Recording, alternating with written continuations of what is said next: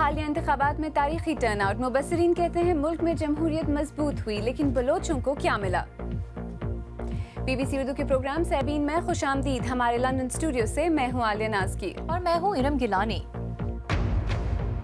صوبے کے بلوچ علاقوں میں ووٹر ٹرن آؤٹ سب سے کم رہا۔ انسانی حقوق کمیشن کہتا ہے کہ اس کی وجہ خوف کی فضا تھی۔ بلوچ جو قوم پرست ہیں، جنہوں نے پچھلا الیکشن بوائکاٹ کر کے اس دفعہ انہوں نے فیصلہ کیا کہ وہ حصہ لیں گے، ان کی نمائندگی نہیں ہوئی۔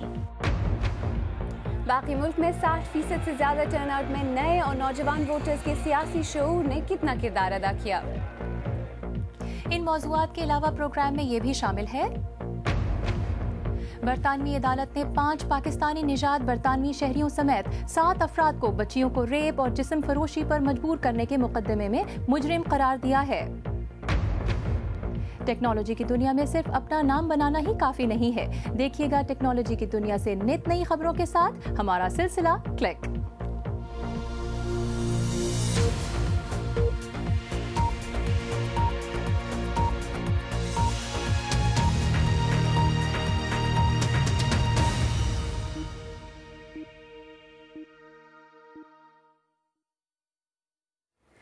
بی بی سی اردو کے پروگرام سیربین میں خوش آمدید۔ میں ہوں عالیہ نازکی۔ پاکستان میں ہونے والے انتخابات کے بارے میں زیادہ تر مبصرین کا خیال ہے کہ یہ مجموعی طور پر شفاف رہے، تاہم دھاندلی کے الزامات اور ان کے خلاف احتجاج بھی سامنے آئے ہیں۔ کراچی میں مبینہ دھاندلیوں کے خلاف مظاہرے ہوئے ہیں اور بلوچستان میں قوم پرست جماعتوں نے انتخابات کے غیر منصفانہ ہونے کا الزام لگایا ہے۔ Human rights commission of Pakistan کل انتخابات پر اپنی رپورٹ جاری کر رہا ہے۔ ہم نے HRCP کی چیئرپرسن زہرہ یوسف سے اس سلسلے میں بات کی، لیکن پہلے دیکھتے ہیں ارم عباسی کی یہ رپورٹ۔ یہ بلوچ قوم پرست جماعت جمہوری وطن پارٹی ہے جو انتخابات میں دھاندلی کے خلاف دھرنا دے رہی ہے۔ 2005 میں ڈیرہ بگٹی میں ہوئے فوجی آپریشن کے بعد سے یہ لوگ بے گھر ہیں۔ جماعت کے رہنما طلال بگٹی انتخابات لڑنا چاہتے تھے مگر سیکیورٹی اداروں نے جانے سے روک دیا۔ ریگنگ پہلے سے ہی پلان تھا، اگر یہ حصہ لینے دیتے تو ڈیرہ بگٹی بھیجا کیوں نہیں ہم لوگوں کو؟ 1.5 لاکھ لوگوں کا حق نہیں ہے ووٹنگ کا رائٹ۔ میرے پاس ہائی کورٹ کے آرڈر ہیں، میرے خیال میں آپ کو میں نے دیے تھے ابھی۔ ہائی کورٹ، سپریم کورٹ کے آرڈر ہیں، انٹیریئر منسٹر کے آرڈر ہیں، بلوچستان گورنمنٹ کے آرڈر ہیں، پھر بھی نہیں مانا جاتا ہے۔ اس کا مطلب یہ تو ہمیں وہ سسٹم میں جانے ہی نہیں دے رہے ہیں، صرف رکاوٹیں پیدا کر رہے ہیں۔ یہ لوگ ووٹ دینے کے آئینی حق سے محروم رہے۔ ہم سے ہمارے گھر بھی چھین لیے گئے اور ہم سے ووٹ دینے کا حق بھی، اس سے بھی ہم لوگ محروم رہے۔ اس کا تو ہمیں بہت دکھ ہے۔ ہم لوگ الیکشن سے پہلے اسلام آباد میں تھے، 11 دن سے یہاں پر تھے۔ ہمارا یہی مطالبہ تھا کہ ہم ڈیرہ بگٹی میں الیکشن چاہتے ہیں، سلیکشن نہیں چاہتے، تو ہماری آواز نہیں سنی گئی۔ بلوچستان میں 14 قومی اور 50 صوبائی نشستوں پر ووٹنگ تو ہوئی مگر انتخابات کی گہما گہمی باقی صوبوں کی نسبت کم رہی۔ ابتدائی اندازوں کے مطابق بلوچستان میں ووٹر ٹرن آؤٹ 10% رہا، تو اس کی وجہ کیا ہے؟ جن قوم پرستوں نے جلا وطنی سے واپس آ کر الیکشن لڑنے کا اعلان کیا، تو میرا خیال ہے کچھ حلقے یہ بھی کوشش کر رہے تھے کہ وہ کھل کے نہ تو کیمپین کر سکیں، نہ لوگ ان کو ووٹ ڈال سکیں۔ تو اس لیے ماحول جو ہے دونوں طرف سے، سرکاری ایجنسیوں کی طرف سے بھی اور جو بلوچ مسلح تنظیمیں ہیں، ان سب نے مل کے ماحول ایسا پیدا کر دیا تھا کہ لوگ زیادہ تر گھروں سے نہیں نکلے۔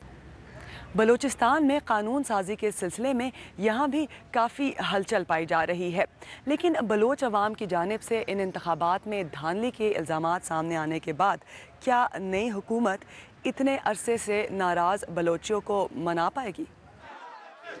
انتخابات میں اکثریت حاصل کرنے والی جماعت مسلم لیگ نون کے سربراہ میاں نواز شریف بہت جلد وزیر اعظم کا حلف اٹھانے والے ہیں۔ وہ قوم پرستوں کی مایوسی دور کرنے کا وعدہ بھی کر چکے ہیں، لیکن کیا وہ عملی طور پر کچھ کر پائیں گے یا نہیں، اس کا فیصلہ بہت جلد ہی ہو جائے گا۔ ارم عباسی، BBC نیوز، اسلام آباد۔ انسانی حقوق کمیشن آف پاکستان انتخابات پر اپنی رپورٹ کل جاری کر رہا ہے۔ اس سے قبل HRCP نے پاکستان کے انتخابات پر اعتماد کا اظہار کیا تھا۔ HRCP کے مبصرین انتخاب کے دوران بلوچستان کے کئی حلقوں میں موجود رہے۔ اسی بارے میں ہم نے بات کی کمیشن کی چیئرپرسن زہرہ یوسف سے اور پوچھا کہ کتنے حلقوں کی مانیٹرنگ کی گئی۔ بلوچستان کے 8 حلقوں کی ہم لوگوں نے مانیٹرنگ کیا، جس میں پشتون اور بلوچ دونوں علاقے شامل ہیں۔ جی، اور وہاں ووٹنگ کی شرح کیسی رہی جو آپ کے پاس جو اطلاعات ہیں ان کے مطابق؟ دیکھیے پشتون علاقوں میں تو پارٹیسپیشن اچھا خاصا رہا ہے، ووٹر ٹرن آؤٹ اچھا رہا، مگر بلوچ علاقوں میں ایک خوف کی فضا تھی اور وہاں پہ بہت ہی کم ٹرن آؤٹ رہا. کچھ کنسٹیچوئنسیز میں ہمارے مطابق صرف 5% ٹرن آؤٹ، کچھ کنسٹیچوئنسیز میں 10% ٹرن آؤٹ. 5% اور 10%، ملک بھر میں 60% ووٹر ٹرن آؤٹ کی بات ہو رہی ہے. تاریخی ہیں یہ انتخابات جی. ووٹر ٹرن آؤٹ کے لحاظ سے بھی. بلوچستان میں آپ کو کیا لگتا ہے حالات اتنے خراب ہیں کہ وہ ووٹر ٹرن آؤٹ پر بھی اس طرح اثر انداز ہوئے؟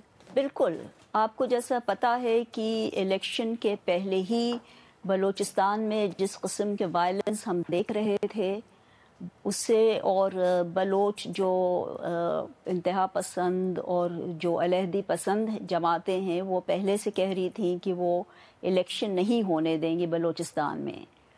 تو ایک طرح سے اگر دیکھیں کہ ہو گیا بلوچستان میں الیکشن تو یہ بھی ایک سمجھ لیجئے ایک طرح سے تو خوشی کی بات ہے.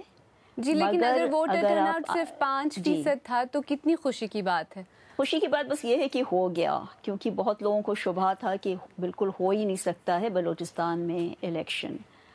مگر جو یہ مسئلہ ہے بلوچستان کا وہ نہیں حل ہوگا، کیونکہ جو جماعتیں آئی ہیں اس میں بلوچ جو قوم پرست ہیں جنہوں نے پچھلا الیکشن بوائیکاٹ کر کے اس دفعہ انہوں نے فیصلہ کیا کہ وہ حصہ لیں گے، ان کی نمائندگی نہیں ہوئی، تو ان کی نمائندگی بہت کم رہی ہے. تو بلوچستان کے لیے ایک یہ سمجھ لیجیے صورتحال میں کوئی خاص فرق شاید نہ آئے. جی، آپ نے خوف کی فضا کی بات کی، تو جو یہ ٹرن آؤٹ ہے یہ کیا اس وجہ سے کم رہا کہ جو علیحدگی پسند ہیں انہوں نے بوائیکاٹ کی بات کی تھی انتخابات کی، یا پھر حالات ایسے تھے کہ لوگ اگر ووٹ دینا چاہتے بھی تھے تو وہ دے نہیں پائے؟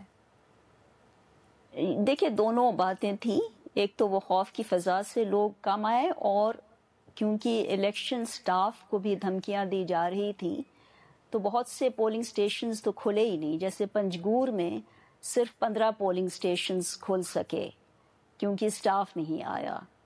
جی، ان انتخابات کے بارے میں یہ بھی کہا جا رہا تھا کہ جو بلوچ قوم پرست جماعتیں ہیں ان کو قومی دھارے میں دوبارہ لانے کا یہ ایک موقع فراہم کریں گے. کیا آپ کو ایسا کسی بھی حد تک ہوتے ہوئے نظر آ رہا ہے؟ دیکھیے یہ جو صورتحال پیدا ہوئی ہے ان الیکشن سے، اس سے تو نہیں امید لگتی ہے کہ جو بلوچستان کے علیحدگی کے لیے کر رہے ہیں وہ کسی طرح سے مین سٹریم کا حصہ بن سکتے ہیں، کیونکہ ایک جو لنک تھا ان سے وہ تھے بلوچ قوم پرست پارٹیاں، اور ان کو بہت تھوڑی نمائندگی ملی ہے اس اسمبلی میں، اور قومی سطح پہ تو بالکل نہیں. جی زہرا یوسف صاحبہ، یہ جو انتخابات ہوئے ہیں کئی لحاظ سے تاریخی تھے، ٹرن آؤٹ بھی بہت اچھا رہا ملک بھر میں، لیکن دھاندلی کے بھی کچھ الزامات سامنے آ رہے ہیں. HRCP نے ملک کے دیگر حصوں میں بھی انتخابات کو مانیٹر کیا ہوگا. آپ کا کیا خیال ہے یہ جو یہ الزامات ہیں ان کو کتنی سنجیدگی سے لینا چاہیے؟ جی دیکھیے پاکستان میں کوئی بھی الیکشن بالکل 100% صاف اور شفاف شاید نہیں ہوا ہے، تو اگر اس کے پیش نظر دیکھیں تو ڈیفینیٹلی دھاندلیاں ہوئی ہیں ان الیکشنز میں، کچھ جگہ زیادہ کچھ جگہ کم، مگر ہمارے نظر میں یہ کوئی پلانڈ دھاندلی نہیں تھی اور نہ یہ میسو سکیل پہ تھی. پلان دھاندلی نہیں تھی اور نہ ہی یہ میسو سکیل پر ہوئی. انسانی حقوق کمیشن کی چیئرپرسن زہرا یوسف، جن سے میں نے کچھ دیر پہلے بات کی. انتخابات کے بعد دھاندلیوں کے الزامات کوئی نئی بات نہیں، لیکن حالیہ انتخابات سے پہلے امیدوار اور ان کے حمایتی ان کا حل الیکشن کمیشن اور انتخابی ٹرائبونل سے چاہتے تھے. اس بار سیاسی جماعتیں اس کو سڑکوں پر لے آئی ہیں. کئی حلقوں میں سیاسی جماعتیں دوسری کسی جماعت کا مینڈیٹ تسلیم کرنے کو تیار نہیں ہیں. کراچی سے ریاض سہیل کی رپورٹ. یہ اور اس طرح کی کئی اور ویڈیوز سوشل میڈیا کی مختلف ویب سائٹس پر دیکھی جا سکتی ہیں جو انتخابات کے آزادانہ اور صاف و شفاف ہونے کے بارے میں مختلف نوعیت کے سوالات کو جنم دے رہی ہیں. کراچی کا شاید ہی کوئی ایسا حلقہ ہو جہاں سیاسی جماعتوں نے دھاندلی کی شکایت نہ کی ہو. 1988 سے لے کر 2008 تک متحدہ قومی موومنٹ کراچی کی اکثریتی جماعت رہی ہے. حالیہ انتخابات میں بھی اس نے قومی اسمبلی کی 20 میں سے 16 نشستیں حاصل کی ہیں۔ اس وقت مارکا حلقہ NA 250 کی نشست پر ہے، جہاں الیکشن کمیشن نے 45 پولنگ اسٹیشنوں پر دوبارہ انتخابات کا اعلان کیا ہے، جو متحدہ کے لیے قابل قبول نہیں۔ ان ایریاز میں جن کے پاس کوئی رابطے کا سلسلہ نہیں تھا، جہاں میڈیا نہیں پہنچی تھی، جہاں کوئی وسائل نہیں تھے، اور وہاں بھی 8-8 گھنٹے اور 10-10 گھنٹے لوگ کھڑے رہے، تو ہم یہ سمجھتے ہیں کہ اس پورے علاقے میں ایک فیئر اینڈ فری الیکشن ہونا چاہیے۔ انتخابی سیاست کے بعد شہر میں دھرنوں کی سیاست کا آغاز ہو گیا ہے۔ کئی جماعتیں شہر میں دوبارہ انتخابات کا مطالبہ کر رہی ہیں، جس کو متحدہ قومی منٹ مسترد کرتی ہے۔ متحدہ قومی منٹ کا موقف ہے کہ یہ کراچی شہر کے مینڈیٹ پر ڈاکہ ڈالنے کے برابر ہے۔ جماعت اسلامی سمیت 4 جماعتوں نے دھاندلی کے الزامات عائد کر انتخابات کا بائیکاٹ کر دیا تھا۔ الیکشن کمیشن کراچی میں دوبارہ انتخابات کرانے پر غور کر رہا ہے۔ سیاسی جماعتیں اس کے لیے راہ ہموار کر رہی ہیں۔ کراچی میں اگر الیکشن دوبارہ نہیں کرائے گا، میں آپ کو کہتا ہوں کراچی ویران ہو جائے گا، کراچی برباد ہو جائے گا۔ کراچی سے صنعتیں چلی جا رہی ہیں، کراچی سے سرمایہ جا رہا ہے، صنعت کار جا رہا ہے، فورن انویسٹمنٹ نہیں، ہم کہاں کھڑے ہوں گے؟ اس لیے میں سمجھتا ہوں کہ پاکستان کے جتنے ریاستی ادارے ہیں بشمول فوج، اس کو سوچنا چاہیے کہ کراچی کے ساتھ آخر کیا کرنا چاہ رہے ہیں۔ کراچی میں سراپا احتجاج تحریک انصاف کی انتخابی مہم میں وہ جوش و شدت نہیں تھی جو پنجاب میں دیکھی گئی، لیکن انتخابات میں تحریک انصاف غیر متوقع طور پر شہر کی دوسری بڑی جماعت کے طور پر ابھر کر آئی۔ تحریک انصاف کراچی کے حلقے 250 سمیت ملک کے 4 حلقوں میں ووٹروں کی تصدیق نادرا کے ریکارڈ سے کرانے کا مطالبہ کر رہی ہے۔ اس سے پاکستان کی جمہوریت کو فائدہ ہوگا، اس سے یہ لوگ مطمئن ہوں گے جو اس وقت غصے میں بیٹھے ہوئے ہیں کہ دھاندلی ہوئی ہے، اور بھی جماعتیں کہہ رہی ہیں وہ بھی مطمئن ہو جائیں گی۔ یہ ہمارا حق ہے۔ بعض مقامات پر انتخابات میں دھاندلیوں کی نشاندہی یورپی مبصرین اور fair and free election network نے بھی کی ہے۔ جعلی ووٹوں کی حوصلہ شکنی کے لیے اس بار ووٹر لسٹوں پر انگوٹھے کے نشان بھی لیے گئے تھے۔ ان پولنگ سٹیشنز جہاں پہ کمپلینٹس آ رہی ہیں کہ ریگنگ ہوئی ہے، الیکشن کمیشن ان انگوٹھوں کا استعمال کرے اور یہ دیکھے، جو نادرا کے پاس پورا ڈیٹا بیس موجود ہے، کہ یہ جینوائن ووٹرز تھے یا یہاں پر جعلی لوگوں نے کسی اور کے بہاف پہ ووٹ ڈال دیے۔ اور بہت آسان سا طریقہ ہے، بہت زیادہ دن بھی نہیں لگیں گے اگر الیکشن کمیشن اس ڈیٹا کو صحیح طریقے سے یوز ہونا چاہیے۔ کراچی سے اسلام آباد تک مبینہ انتخابی دھاندلیوں کے خلاف احتجاج جاری ہیں۔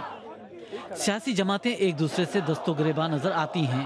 اس سے پہلے یہ خیال ظاہر کیا جا رہا تھا کہ جمہوریت کے 5 سال مکمل ہونے کے بعد یہ انتخابات سیاسی استحکام لائیں گے، لیکن اب تک کی صورتحال اس کے برعکس ہے۔ Riaz Sohail, BBC news, Karachi. الیکشنز میں ریکارڈ ٹرن آؤٹ کا ذکر پروگرام میں آگے چل کر دیکھیے گا۔ پہلے دیکھتے ہیں کہ بلوچستان میں ووٹنگ کی شرح کم رہنے پر ہمارے ناظرین کیا کہتے ہیں۔ ارم عالیہ، دیکھتے ہیں کہ لوگوں نے کیا کہا۔ سائمہ مینگل نے کوئٹہ سے اس بارے میں لکھا ہے کہ کوئٹہ کے بلوچ اکثریتی علاقوں میں غیر بلوچوں کو سلیکٹ کرنے کے لیے خوف کا ماحول بنایا گیا تھا، جس کی وجہ سے ان علاقوں میں موجود 5 سے 10% آباد غیر بلوچ ان بلوچ علاقوں میں سلیکٹ ہو گئے۔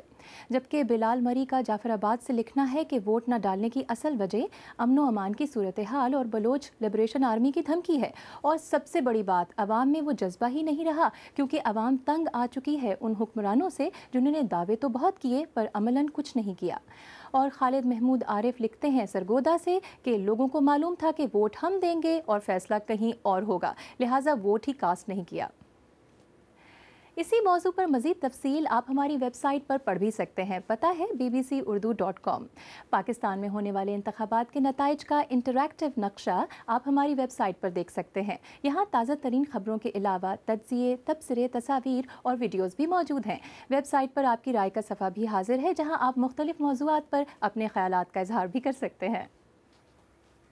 آپ BBC اردو کا پروگرام سیربین دیکھ رہے ہیں۔ کچھ دیر بعد دیکھیے گا، نائجیریا نے اسلامی شدت پسندوں کے خطرے سے نمٹنے کے لیے 3 ریاستوں میں ایمرجنسی نافذ کی ہے۔ اور 5 پاکستانی نژاد برطانوی شہری جنسی جرائم کے مجرم قرار پائے گئے ہیں۔ عدالت سزا کا اعلان بعد میں کرے گی۔